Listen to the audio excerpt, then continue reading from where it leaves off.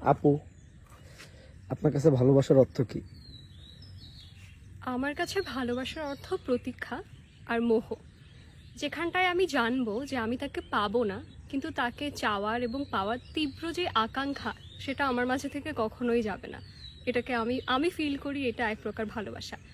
ভালোবাসা এরম একটা জিনিস যেখানটায় তাকে না পেলে আমার ভীষণ কষ্ট হবে, বা আমার মনে হবে আমি প্রশ্বাস ঠিকভাবে নিতে পারছি না, কিন্তু তবুও আমি তাকে নিজের কাছে চাইবো না যদি এটা আমি ফিল করি যে সে অন্য কারোর সাথে খুশি। ভালোবাসা এরম একটা জিনিস যে আমার তোমাকে হতেই হবে বা তোমার আমাকে হতেই হবে এরমটা কোনো মানে নেই। তুমি যদি অন্য কারোর সাথে থেকেও ভালো থাকো, অন্য কারোর পাশে থেকেও ভালো থাকো, এটাই আমার জন্য শান্তি। ভালোবাসার মাঝে আমি স্বস্তি খুঁজি।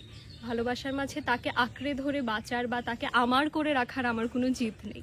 সে যদি চায় সে অন্য কারো হতেই পারে, সে যদি চায় সে আমাকে ছেড়ে দিতেই পারে। তখন আমি একটা জিনিসই ভেবে রাখবো যে সে যখন আমাকে ছেড়ে গিয়েছে আমি তার আবেগ ছিলাম, সে যতই আমার মোহ হোক না কেন।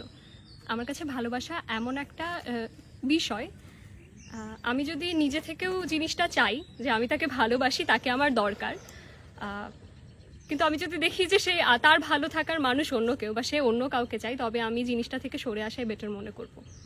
ভালোবাসা এরম একটা সংজ্ঞা আমার কাছে যেখানটায় প্রাপ্তিই শেষ সম্বল আমি মনে করি না, অপ্রাপ্তিতেও ভালোবাসা খুঁজে পাওয়া যায়।